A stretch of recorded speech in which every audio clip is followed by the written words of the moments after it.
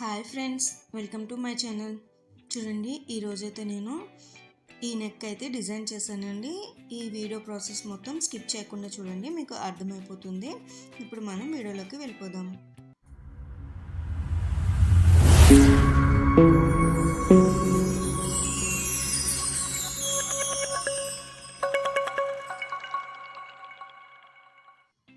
ముందుగా మనం back part అయితే ఉంటుంది కదండి, ఆ బ్యాక్ పార్ట్కి కిందన మనము ఇది డాట్స్ వేసిన క్లాత్ దాన్ని వదిలేసి పైనుంచి తీసుకుంటున్నాను. అక్కడైతే నేను ఇది పెడుతున్నానండి, థ్రెడ్ అంటే థ్రెడ్ టైప్ రాదు. చూడండి, మనకి జెల్ల వేసుకుని కూర్చుంటే చూడ ఆ సైజు అది 2 ఇంచ్ అయితే వచ్చింది. ఆ గ్యాప్ కూడా వదిలేసాను. అండ్ 5 ఇంచ్ హైట్, విడ్త్ అయితే 4 ఇంచ్. సో ఇలా అయితే నేను మార్క్ చేసుకుంటున్నాను. మీరు వీడియో కనుక ప్రాపర్గా చూస్తే మీకైతే అర్థమైపోతుందండి. ఈ విధంగా నేనైతే లైన్స్ అయితే గీసేసుకున్నాను. ఇప్పుడైతే నేను 1.5 నుంచి మార్క్ అయితే పెడుతున్నానండి. చూడండి, ఈ విధంగా ప్రతిదీ కూడా నేను 1.5 మార్క్తో పెడుతున్నాను. అండ్ ఇక్కడ సెంటర్లో కూడా అటు ఇటు 1.5 వచ్చిందా లేదా అని చూసుకుంటున్నాను. చూడండి, ఎగ్జాక్ట్గా వచ్చింది. రాలేదు, కొంచెం నేను సైడ్ చేసి పెట్టాను. ఇప్పుడైతే ఎగ్జాక్ట్గా వచ్చింది. సో అది కూడా సెట్ అయిపోయింది కాబట్టి ఇంక కిందన కూడా నేను 1.5 అండి. ప్రతిదీ కూడా ఈక్వల్గా ఉండాలి. సో దానికోసం మార్కింగ్ అండి 1.5. ఇలా అయిపోయింది కదండి. నేనైతే ఒక చిన్న బ్యాంగిల్ తీసుకున్నాను. మీ దగ్గర బ్యాంగిల్ లేకపోతే బాక్స్ ఏమైనా సరే పర్వాలేదు. ఇలాగా మనం ఆ మార్క్ పెట్టినాం కదా, ఆ మార్క్ ఈ మార్క్ సెంటర్లో మనకి ఎంతైతే కర్వ్ కావాలో ఆ కర్వ్ ప్రకారంగా మనము ఇలా అయితే చూడండి పెట్టుకోవాలి. రౌండ్ షేప్ ఇలా అయితే పెట్టేసుకున్నాం కదండి. కింద ఏదైతే వచ్చిందో అక్కడైతే థ్రెడ్ వస్తుందండి. సో ఇప్పుడైతే అయిపోయింది. అండ్ సైడ్స్ అయితే 1/2 ఇంచ్తో నేనైతే ఇలా మార్క్ చేసుకుంటున్నాను. అండ్ అక్కడ నేను రౌండ్ షేప్ ఇచ్చేస్తున్నాను. ఇది లోపలే కాబట్టి ప్రాబ్లం లేదండి, ఏ షేప్ ఇచ్చినా. సో ఇలా అయితే నేనైతే కట్ చేసేసుకుంటున్నాను.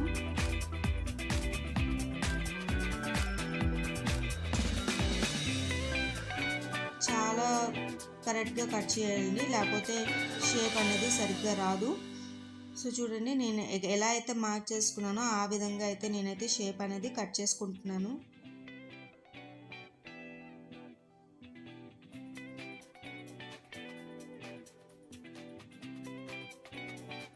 చూడండి, ప్రతిదీ కూడా ఇలాగే కట్ చేసుకోవాలి.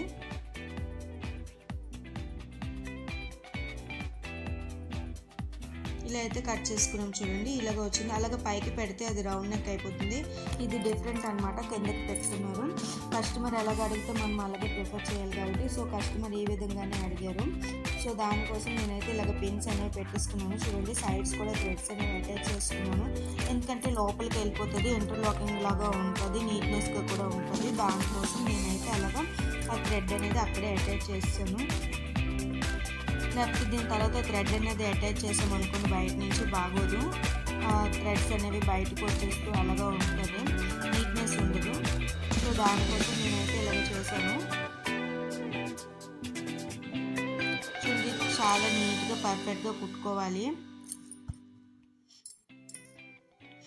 ప్రతి దగ్గర స్లోగా ఆ రౌండ్ షేప్ అన్నది ఇచ్చుకోవాలి. నేనైతే పేపర్ ఉంది కదండి, ఆ పేపర్ పైనుంచి కుడుతున్నాను. పేపర్ మీద నేనైతే నా స్టిచ్ అనేది పేపర్ మీద పడటం లేదు. పేపర్ పైనుంచి జస్ట్ అంటే ఆనుకోని అన్నమాట. ఎందుకంటే పేపర్ మీద పెట్టామనుకోండి సరిగ్గా రాదు. సో దానికోసం నేను ఎప్పుడు ఏది డ్రా చేసినా పేపర్కి పైనుంచే పెడతాను. సో 1/2 ఇంచ్ మనకి మరి లోపల ఉండిపోద్ది కదా అనుకుంటారు. 1/2 ఇంచ్తో మనము క్యాలిక్యులేషన్ చేసుకొని మనం కట్ చేసుకోవాలి. ఒకవేళ పేపర్ మీద మీకు స్టిచ్ పడుతుంది అంటే ప్రతిదీ కూడా పేపర్ మీదే రావాలి, అప్పుడే నీట్నెస్ ఉంటుంది. లేకపోతే బాగోదు. మళ్ళీ కొంచెము ఒకటి పేపర్ మీద పడి ఒకటి బయట పడింది అనుకోండి, అప్పుడు కూడా నీట్నెస్ రాదండి. ఇవన్నీ మనం చూసుకొని కుట్టుకోవాలి, అప్పుడే పర్ఫెక్షన్ వస్తుంది.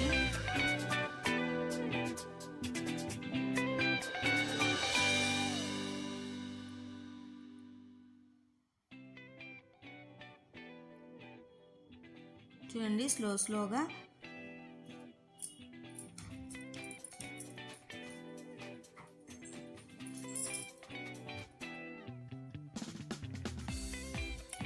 అయిపోయిందండి. ఇప్పుడైతే ఆ థ్రెడ్ అనేది పర్ఫెక్ట్గా ఉందో లేదో నేను చూసుకుంటున్నాను. నీట్గానే ఉంది. సో నేనైతే స్టిచ్ అనేది చేసేస్తున్నాను. ఎందుకంటే మళ్ళీ లోపల నుంచి మనం తీయలేమండి, చాలా ప్రాసెస్.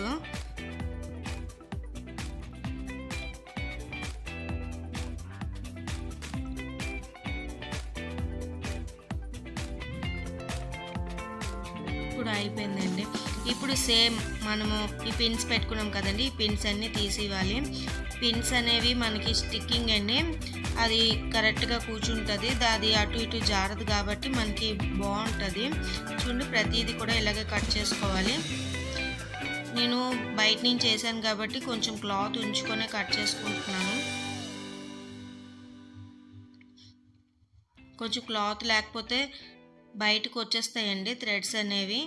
చూడండి ఈ విధంగా కట్ చేసుకున్నాను కదా. ఇప్పుడు సెంటర్ యూ షేప్లా ఉంది కదండి, దాని సెంటర్ ప్రతి దానికి కట్ మార్క్ అనేది ఇవ్వాలి. కట్ మార్క్ ఇవ్వకపోతే తిరగదండి. సో ఇలా అయితే కట్ మార్క్ ఇచ్చేసుకుంటున్నాను. ఈ కట్ మార్క్ ఇచ్చుకోవడం వల్ల ఈజీగా తిరిగిపోద్ది. చూడండి ఎంత ఈజీగా మనకి ఆ యూ షేప్ అనేది వచ్చేస్తుంది. కట్ వర్క్ బ్లౌజులు చాలా వెరైటీస్లో మనం స్టిచ్ చేసుకోవచ్చు. నేను ఎంత నీట్గా వచ్చింది కదా. ఇప్పుడు దీనిపైన నేనైతే ఒక స్టిచ్ అనేది ఇచ్చేస్తున్నాను. ఎడ్జ్లో ఇచ్చుకోవాలి, అప్పుడే లుక్ అనేది బాగుంటుంది.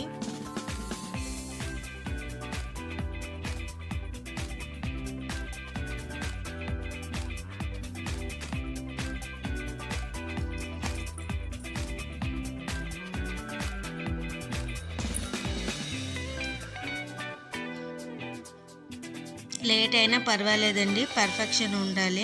మనకి టైలరింగ్ వచ్చింది రానిది అన్నది ఈ నీట్నెస్ వల్లే తెలుస్తుందండి.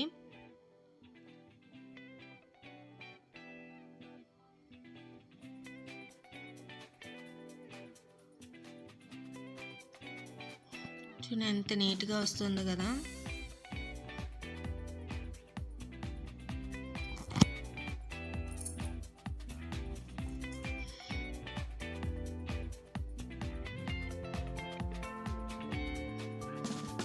లాస్ట్ వరకు సేమే ఆ కట్ వర్క్ ఉంది కదా, మొత్తం ఆ కట్ వర్క్ మొత్తం మనం ఇలాగ స్టిచ్ వేసుకొని వెళ్ళిపోవాలి.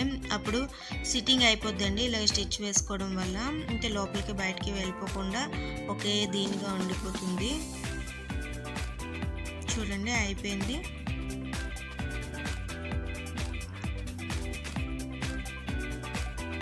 చూడండి అయిపోయింది కదా, ఎంత నీట్గా వచ్చింది కదా. ఇప్పుడు సైడ్ డాట్స్ కూడా వేసేసుకుంటున్నాను.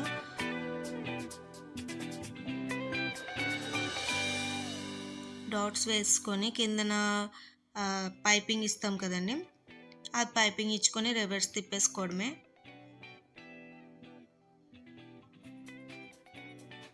చూడండి ఈ విధంగా రివర్స్ తిప్పేసుకోవడమే. అక్కడ మనం ఫినిషింగ్ చేసుకోవాలి. ఈ విధంగా ఇలాగ వచ్చింది. ఆ మొత్తం అంతా చేసిన తర్వాత చూడండి ఇక్కడ కుర్చీ అన్నది చూడండి ఎంత నీట్గా వచ్చింది కదా. సో ఈ బ్లౌజ్ అయితే మీకు నచ్చినట్టయితే please like, share and subscribe friends. Video అయితే చూస్తున్నారు కానీ ఎవరు లైక్, షేర్ చేయటం లేదు. So please friends like, share and subscribe. మళ్ళీ నెక్స్ట్ వీడియో కలుద్దాం. Bye bye.